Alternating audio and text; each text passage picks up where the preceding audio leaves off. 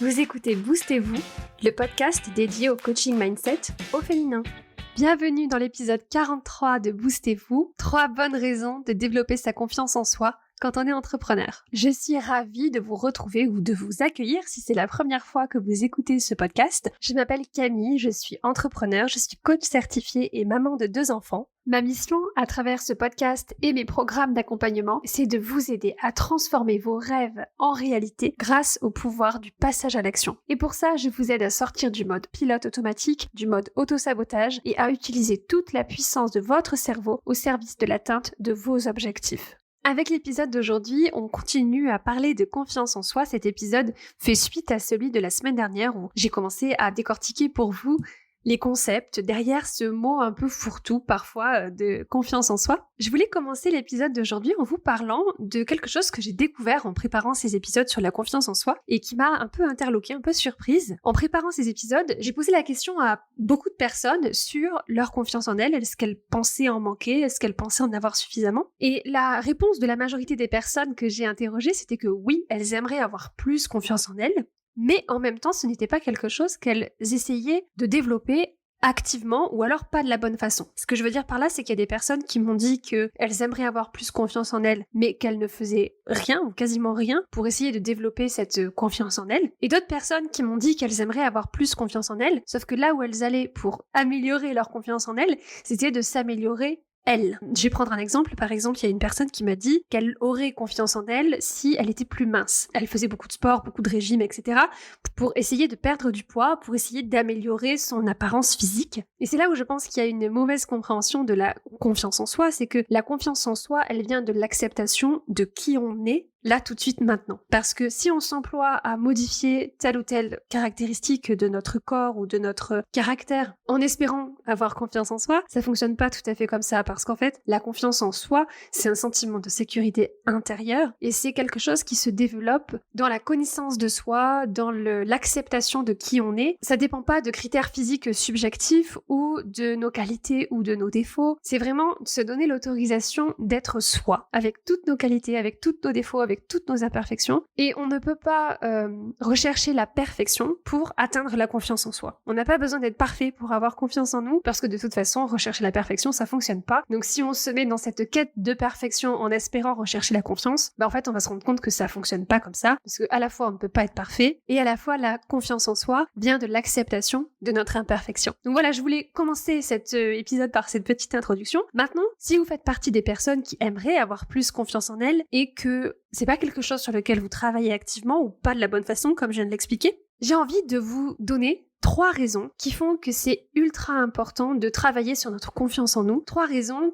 qui vont, j'espère, vous motiver à faire le nécessaire pour développer votre confiance en vous. La première raison que j'ai trouvée et que j'ai envie de vous partager aujourd'hui, avoir confiance en soi, ça donne aux gens une indication, une direction sur la façon dont ils vont penser à nous, sur les pensées qu'ils vont avoir à propos de nous. Par exemple, si vous montrez aux gens que vous êtes digne de confiance, si vous montrez aux gens que vous êtes aimé, que vous êtes estimé, ils sont d'autant plus susceptibles de suivre ces indications-là. En fait, quand on a confiance en soi, on enseigne aux gens comment nous traiter en fonction de la façon dont on se traite soi-même. Alors, si on décortique un petit peu ce concept, en fait, la vérité, c'est qu'on ne peut pas faire en sorte que les gens pensent d'une certaine façon à notre sujet. On peut pas rentrer dans la tête des gens pour essayer de contrôler leurs pensées. Les gens vont penser ce qu'ils veulent à propos de nous. Et il y a vraiment absolument rien qu'on puisse faire pour essayer de contrôler leurs pensées. Donc, l'idée ici, c'est pas de contrôler leurs pensées. Les gens ont le choix de ce qu'ils pensent. Mais ce que j'aime bien dans cette idée, c'est de leur donner une direction à suivre dans la façon de penser à nous, dans les pensées qu'ils vont entretenir par rapport à nous. Par exemple, si on montre aux gens qu'on est digne de confiance, si on montre aux gens qu'on est aimé, alors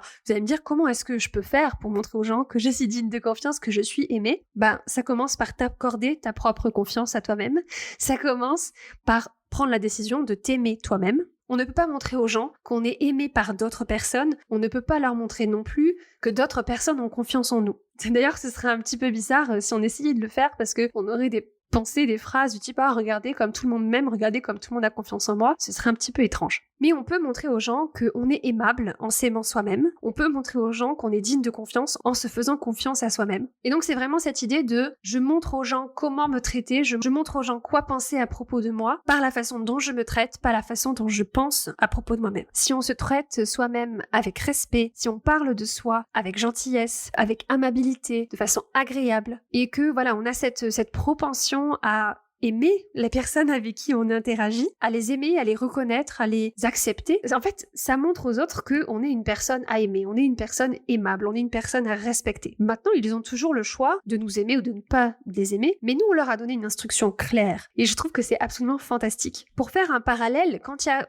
une tendance qui est adoptée, quand il y a beaucoup de gens qui se mettent tout d'un coup à aimer tel ou tel produit, objet ou service, ça nous donne envie d'essayer. Ça nous donne envie d'aimer ce truc-là. Par exemple, si quelqu'un vous parle d'un livre, d'un film, d'un podcast qu'il a écouté en vous disant « Waouh, c'était vraiment génial, j'ai adoré, tu devrais l'écouter, je suis sûre que tu vas l'adorer toi aussi », on va être beaucoup plus susceptible d'effectivement déjà aller consommer ce contenu-là et de l'apprécier. Avec la confiance en soi, c'est un peu le même mécanisme. On donne des instructions aux gens. Alors, ça veut pas dire qu'on va aller se promener en disant à tout le monde « Ah, je m'aime, aime-moi », parce que beaucoup de gens trouveraient ça un petit peu bizarre, mais on peut agir comme ça. On peut se présenter aux gens, on peut se présenter au monde de cette façon, avec cette énergie-là, avec cet amour de soi, cette confiance en soi. Un des exemples très concrets, c'est par exemple dans la façon dont on va parler de soi. Si on parle de soi de façon très respectueuse, si on parle de soi d'une façon où on va pas se dénigrer, on va pas se critiquer, on va pas s'auto-flageller par exemple, on va pas s'insulter. Vous savez, toutes ces petites phrases du type « Ah là là, je suis con », désolé pour les gros mots, s'il y a des enfants qui écoutent. Toutes ces petites phrases-là qui peuvent paraître anodines, parfois on parle de soi de façon très péjorative, on parle de nous, de notre vie de manière très négative, on se rend pas forcément compte qu'on est en train de dire des choses absolument horribles sur nous-mêmes et des choses qu'on dirait jamais de quelqu'un d'autre. Mais quand on fait ça, en fait, on donne aux autres des instructions sur la façon de penser à propos de nous, sur la façon de nous traiter, en fonction de la façon dont nous-mêmes on pense à propos de nous-mêmes. Quand on a cette confiance en soi, ça rend les choses beaucoup plus faciles pour les gens de nous apprécier, de nous aimer, de nous faire confiance, parce qu'on leur montre la voie. On leur dit implicitement, ok, je suis quelqu'un digne de confiance, je suis quelqu'un aimable. Si j'ai au cas où tu te poserais la question, c'est le cas.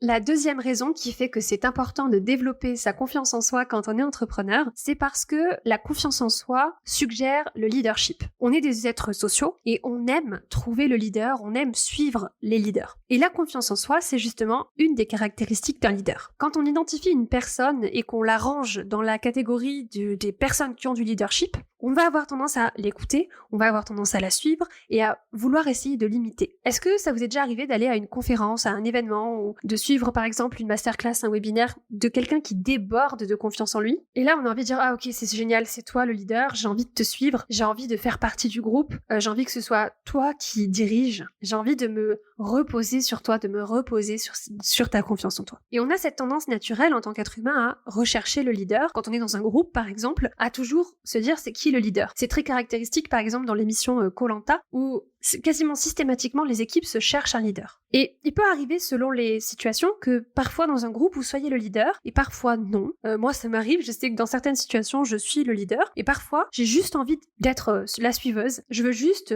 me suivre et me reposer sur des personnes qui dégagent de la confiance en elles. Et j'ai vraiment ce sentiment, et je suis sûre que vous c'est la même chose, que quand une personne dégage de la confiance en elle, je peux avoir confiance en elle moi aussi, je peux me détendre, je peux me reposer sur elle, je peux la suivre sans me poser trop de questions. On a envie de faire ça, n'est-ce pas? On a envie de se reposer sur ces gens pleins de confiance en eux. Et donc c'est pour ça que c'est très intéressant de travailler sur cette confiance en soi quand on est entrepreneur, parce qu'on va entraîner nos clients, on va entraîner toutes les personnes dans notre écosystème, notre équipe, notre audience, nos prospects, on va les entraîner dans notre confiance en nous et ils vont pouvoir venir se reposer sur notre confiance en nous. Moi, je le vois vraiment dans mes coachings, que ce soit des coachings de groupe ou des coachings individuels, c'est moi qui lead la séance, c'est moi qui lead l'expérience et je le fais, j'arrive à le faire parce que j'ai confiance en moi et que mes clientes, parce que j'ai confiance en moi, peuvent venir s'appuyer, peuvent venir se reposer sur ma confiance et juste se laisser entraîner, se laisser leader, se laisser guider, se laisser prendre par la main pendant l'expérience de coaching. Le troisième point qui explique l'importance de la confiance en soi quand on est entrepreneur, c'est que cette confiance en nous, elle va dégager une sorte d'énergie positive, une sorte d'attraction positive. On aime être avec des gens qui nous font nous sentir mieux, qui nous aident à nous sentir bien. Les personnes qui ont confiance en elles, elles ont cette énergie positive parce que c'est des personnes qui ont des pensées positives à leur sujet et elles créent cette espèce d'effet secondaire de positivité. Elles arrivent à avoir des pensées positives envers les autres, à transférer les pensées positives qu'elles ont à propos d'elles-mêmes sur les personnes avec qui elles sont, et donc les autres vont pouvoir venir s'inspirer de ces pensées positives-là. Alors, il y a un point qui est important à ce stade, j'en avais déjà parlé dans un autre épisode de podcast, mais je pense que c'est intéressant de le repréciser maintenant, c'est que les personnes qui ont confiance en elles, elles n'ont pas besoin de rabaisser ou de juger les autres pour se sentir bien à propos d'elles-mêmes.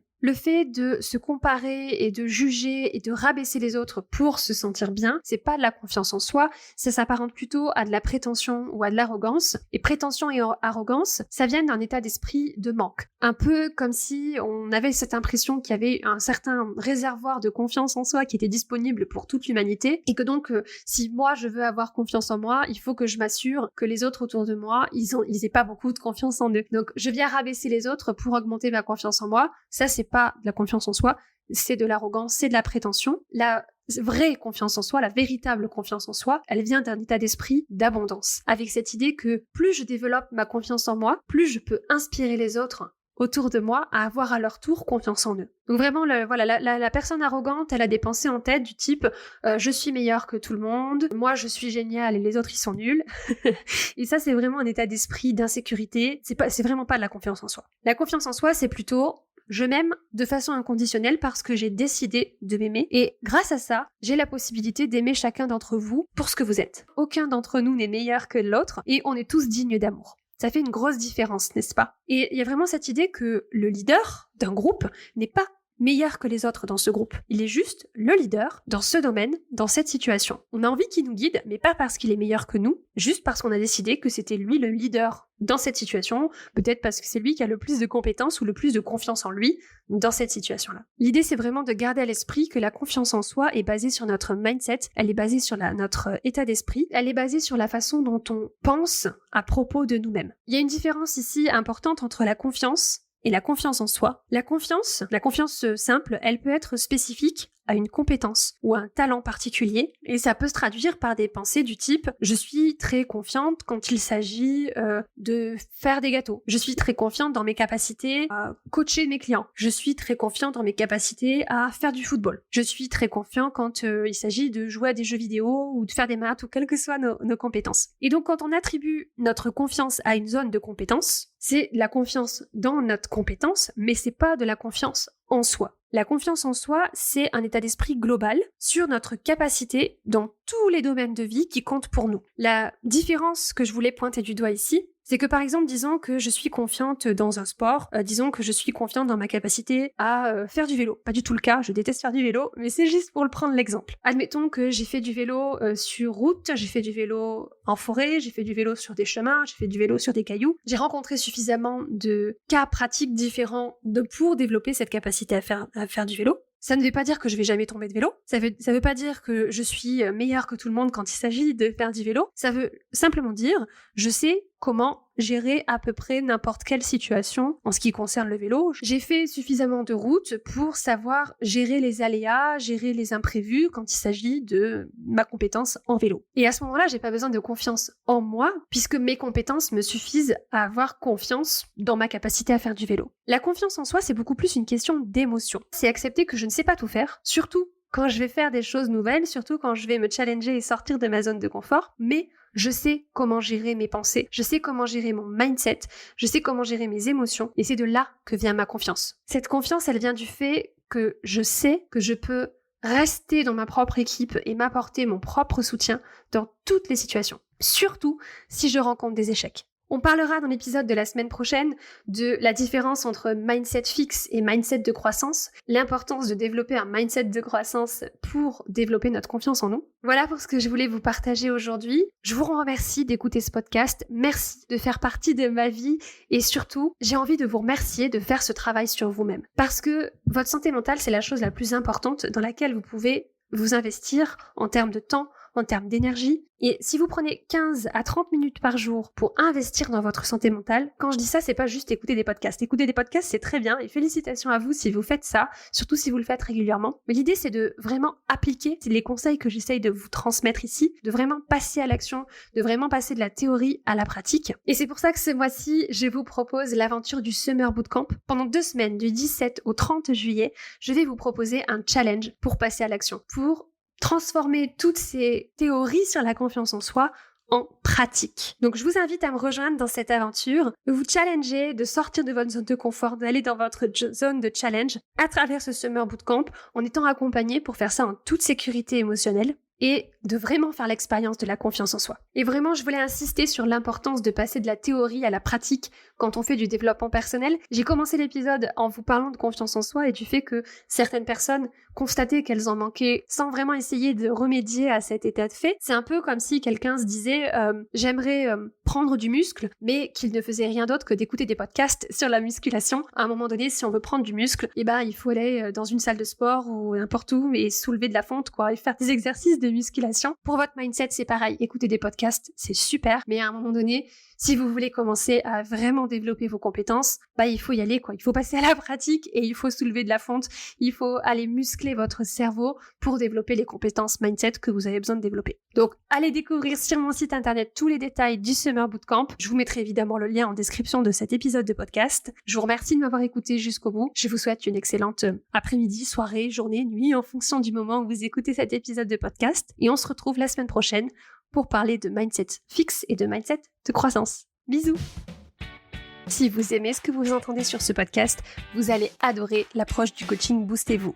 Pour découvrir les différentes options d'accompagnement que je propose, rendez-vous sur mon site internet camillegaudin.fr/accompagnement. Vous pourrez y réserver une séance découverte, 1 heure de conversation entre vous et moi. On clarifie les objectifs vers lesquels vous avez envie d'aller. On identifie les blocages que vous avez au passage à l'action. Je vous donne des pistes pour lever ces blocages. Je réponds à toutes vos questions sur un accompagnement en coaching avec moi et je vous aide à prendre la bonne décision pour vous et pour votre business. Tous les liens pour me retrouver sont bien sûr disponibles en description de cet épisode de podcast. Voilà pour ce que je voulais vous partager aujourd'hui. Je vous souhaite une excellente soirée, après-midi, nuit, en fonction du moment où vous écoutez cet épisode de podcast. Et puis on se retrouve la semaine prochaine pour un nouvel épisode. Bisous!